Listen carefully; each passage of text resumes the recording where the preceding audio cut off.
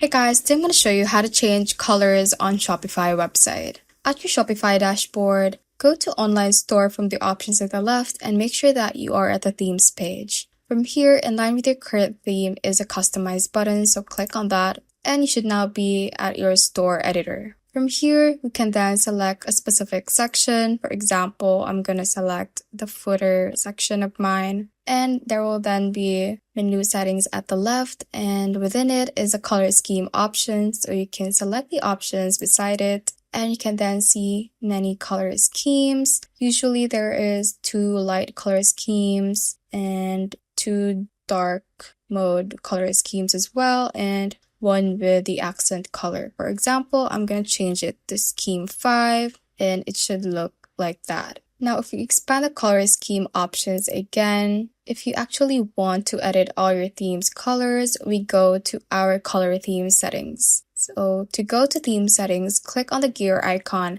at the very left-hand side. And from here, let's expand the colors. And you can then select a specific scheme, for example, this one. And you can change the specific colors for each element of the color scheme.